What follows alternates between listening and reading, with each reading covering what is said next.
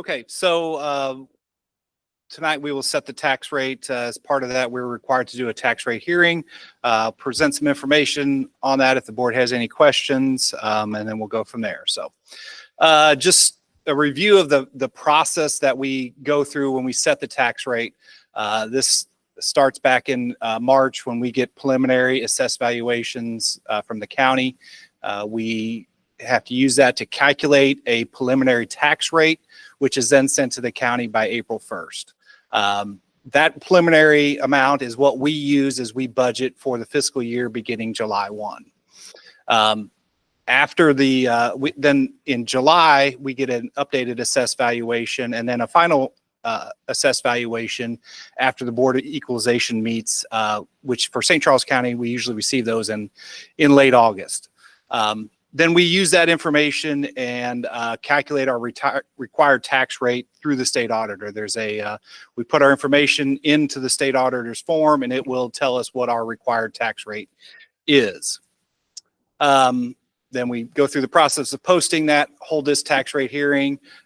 We will set the levy in the meeting tonight, and then the board approved rate is submitted to county clerk by August 1st. And then we will receive back from the county, the state auditor, a letter that certifies our rate and says that we have made the calculations correctly and that is the correct rate for the year. So looking at assessed valuation and what we've seen for this year, our assessed valuation in total went up by just under 9%, 8.77%. We're right at $3.7 billion in assessed valuation for the district. For this year, just under 84 million increase in new construction of real property. So that's property that has come on the books and been occupied since this time last year.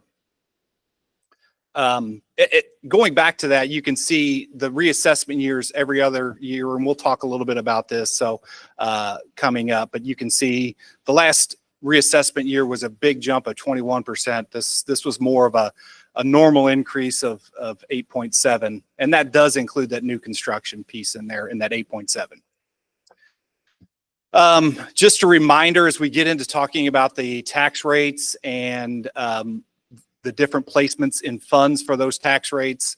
I told you you'll see this slide a lot. Just a reminder of the funds that we use in school accounting. Fund 1 is for our general operations.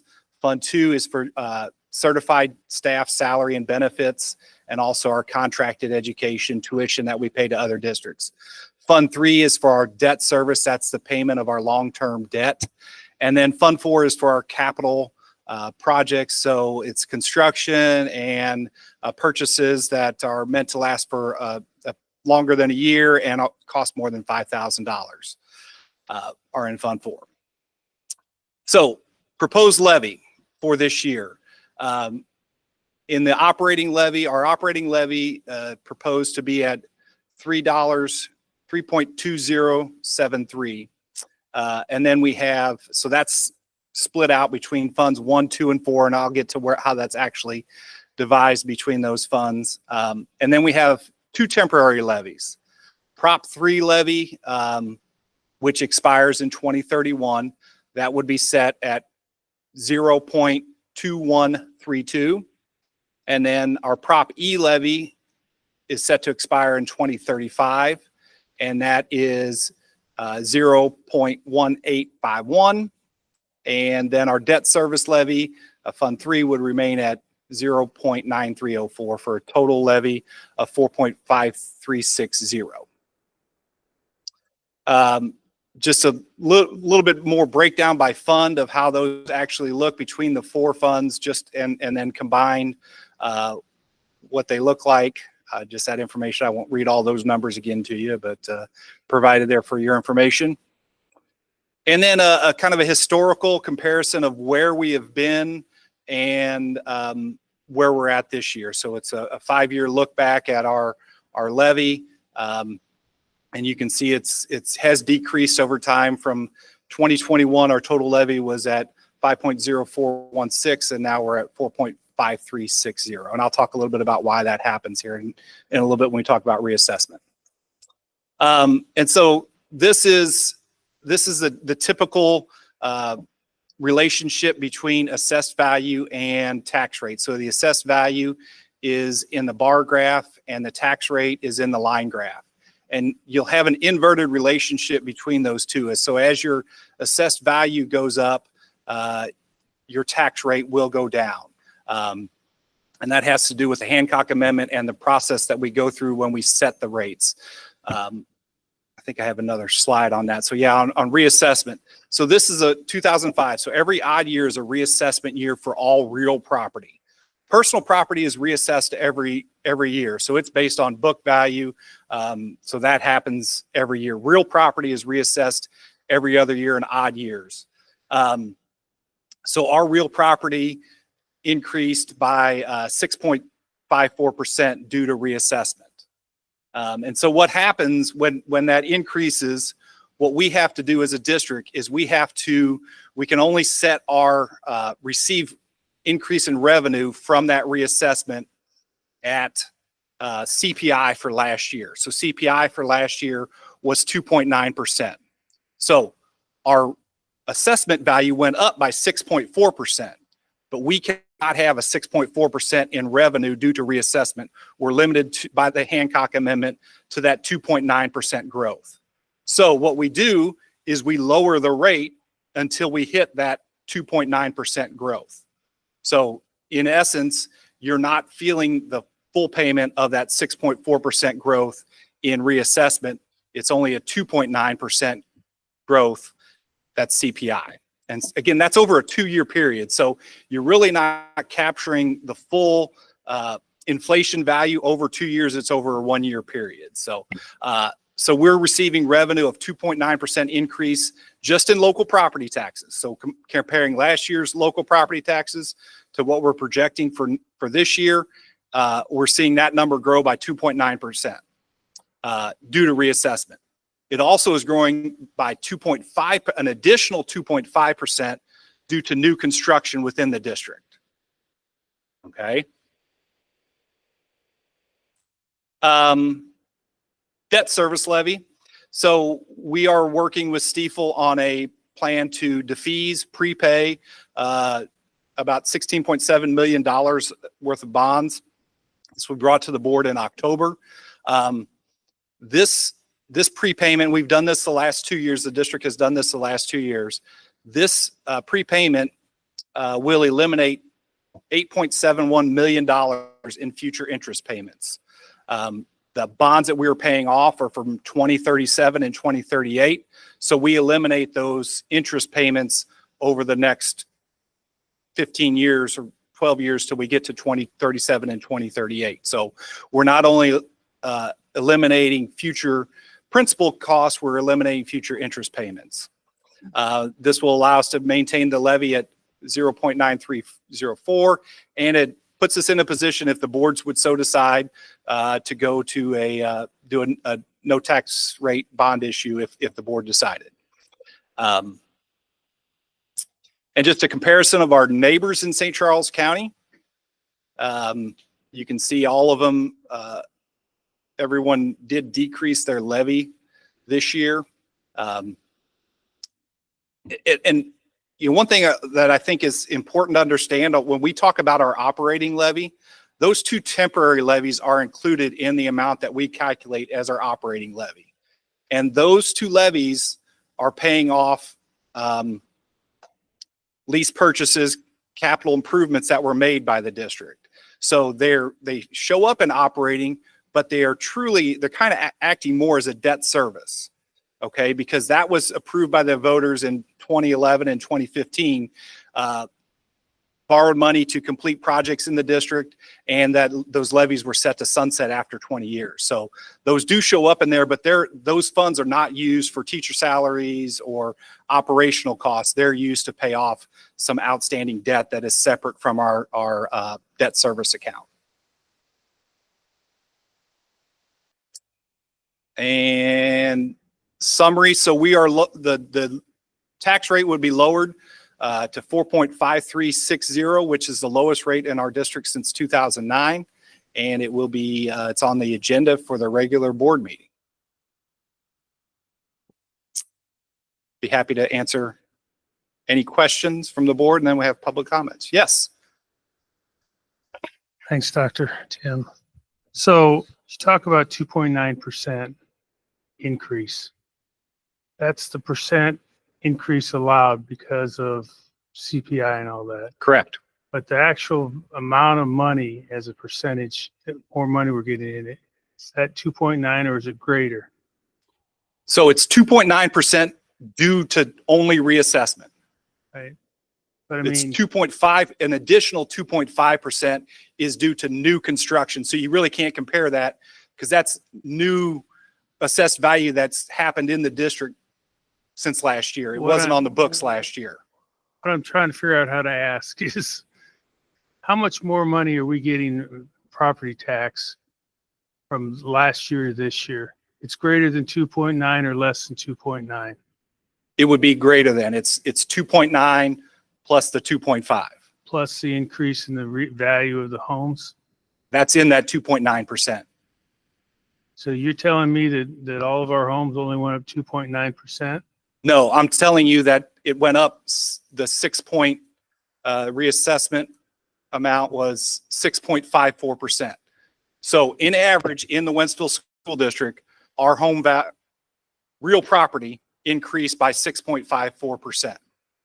As a part of the Hancock Amendment, we can only, out of that 6.54%, we can only receive a revenue increase equal to that 2.9%. So therefore, we lower our levy to equal that 2.9%. That's why our levy went from 465.32 to 453.60. And so that happens every other year. You can see that levy will go down. You see it pretty clearly on this. You see the flat line is a non-reassessment year. The line that goes down is a reassessment year. So every other year, your tax rate is going down. So if you're a homeowner and your house, your property was the average reassessment rate, let's say your average reassessment rate is 6.54%. If your property received an average reassessment, you would pay 2.9% more than you have the last 2 years on that property. Not the 6.5 or whatever you said. No, correct. Because we've lowered the tax rate. All right. Second question. Can you go back to the statement about defeasance, how much money you look to want to pay off? Yeah. So we are paying off $17.6 million worth of bonds. Those bonds were due in 2037 and 2038. So in addition, that's the principal amount was in 2037 and 2038. That's when those were due. We also had interest payments every year until then, about just a little over $700,000 in interest payments every year until then. So adding all that up is we're the $8 million, $8.7 million in future interest payments. And where I'm going with this, Dr. Tim, is every year we're doing this, paying off low interest notes so that we create more room that we can borrow more money. How much money last year did we pay off early? Do you know by chance? It was I don't have the exact number on the top of my head, but it was around 13 to 15 million, I believe. That's what I thought, something like that. So over the past 3 or 4 years, we've been paying off low interest debt ahead of time to make room so we can borrow more money at higher debt because the rates are up. And we're doing this so that we can build new schools, remodel, all the things we know that's needed. Why don't we consider, instead of paying off early low interest debt, to use that money that we've accumulated extra and just use that for repairs of the old schools instead of going down the path that we are right now? It goes back to this slide right here. That those funds are in debt service. Right. So they can only be used to pay off principal and interest. You can't use that to do new construction. You can't use that money to fix up buildings. You can only use that money to pay off principal and interest. Okay. That's disappointing, but I understand.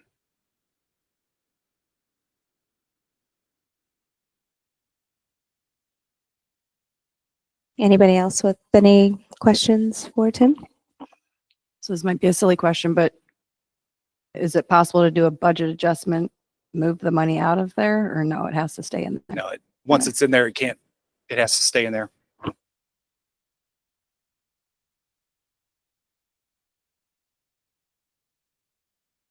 What about when we do our budget, funding it less? The debt service, funding that one less, the amount that we're going to pay off and The tax rate? no, the amount of debt that we're going to pay off, prepay on the lower interest rate. Defeasance. Less what? So when we do our budget, we fund all of the accounts. If we fund it that much less that amount, it won't be in there. We won't have to take from it because we can't, because It's already in there though. The money is already there. It's in, right, it's like in going debt forward. service. I'm talking like when we do our budget going forward, instead of funding the amount of the low interest debt payoff and putting that money into that account, don't put it in there, keep it, and we can spend it on repairs. Or not keep it, but put it into the account where we can spend that money. So we're only authorized to have that levy in debt service. We are already, our other tax rates are already at the maximum amount. There's no more authorization you can't lower the debt. Are you saying lower the debt service levy and increase the operating levy? I have no idea what I'm saying. It was the idea of we can't take money out of that account. Right. The only way to do that. So this is money that's generated every year through our tax rate. What I think you're saying is you're proposing to lower the debt service levy and increase the operating levy. So then you would generate less money in debt service and more money in operating, correct? That's what so our operating levy is already at the maximum amount that we're authorized to go to. So it can't go any higher without a vote of the people. So you can't trade that off. There are options, and I've done this at other places where you go to the voters and say, approve a 20-cent operating levy, and the board will voluntarily roll back the debt service levy by 20 cents. And so there's no true cost in your tax bill. We're just shifting it to operating, but it takes a vote of the people to pass that operating levy increase. And then the board could voluntarily roll back the 20 cent on the debt service levy side. The other side of that is, I don't see us being done building buildings. And, when I look at our debt service levy compared to Francis Howell and Fort Zumwalt, I see those districts as they're probably finished building new buildings. They probably built out to their capacity. Are we there yet? I don't know. And that's the danger of lowering your debt service levy, because then if you have you have a building boom and you have to go, then you're looking at a tax increase for people, and it's just harder to do that. So if we were in a different spot, I think at some point that's going to be a consideration for a board of this district, but I just don't know if we're there yet as a district with the land that's still available here and potential growth. We could be here in 3 years and say, okay, yeah, we're at that point, but I just don't know that we're there yet today. Can we go to the defeasance slide?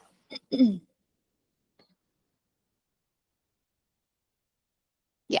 So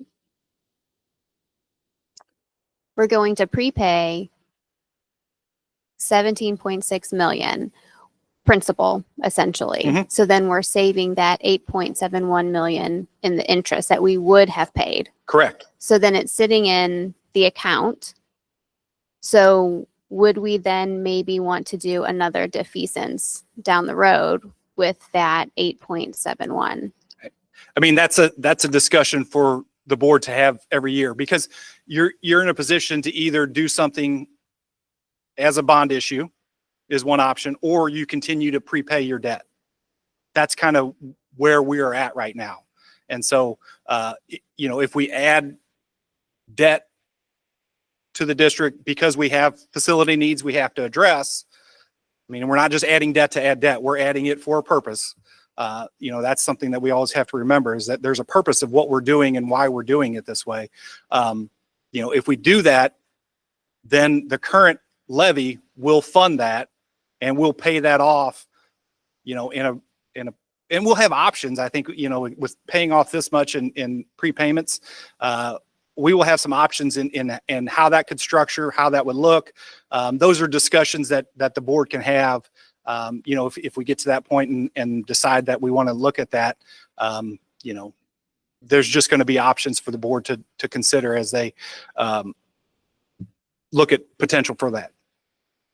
So options as in potentially taking that 8.71 and moving it to do like building improvements. Or is it Again, you would have to do it. You have to do a voter approved bond issue is the only way to access any of this. So even though we would have essentially this 8.71, we would have to go to the voters and ask for an 8.71 million bond? No. So this Okay. is just eliminating future payments. This is not cash in the bank. This is just future payments that we do not have to make.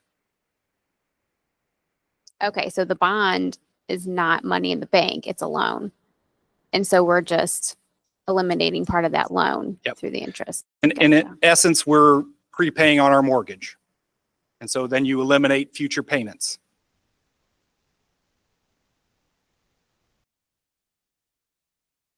Dr. Eller, just maybe more of a comment slash question, just to clarify for those that might be watching, like back on slide 14, or sorry, 12, where you got the comparison of the different districts.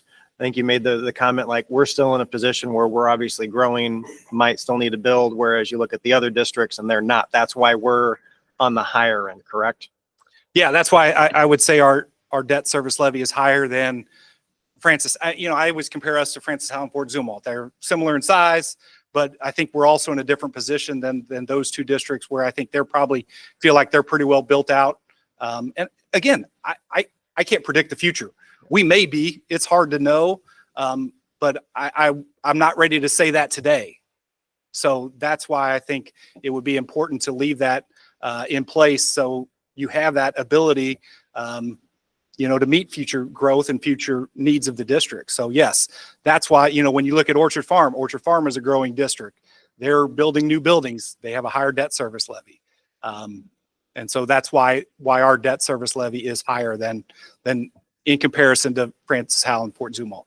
They also have a higher assessed value than we do. We have more students, but their total assessed value of their districts are higher than ours. So it's a penny at Fort Zumwalt raises more dollars than a penny in Wentzville.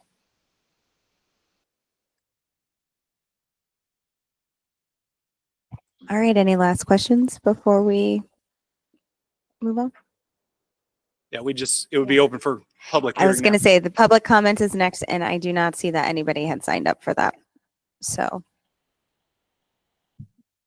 we need a motion to adjourn the tax rate hearing and reconvene for open session at 6:30 p.m. Motion.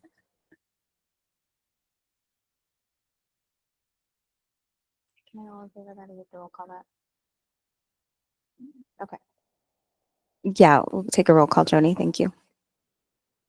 Secretary Biesenthal, Aye. Director Olson, Aye. Director Way, Aye.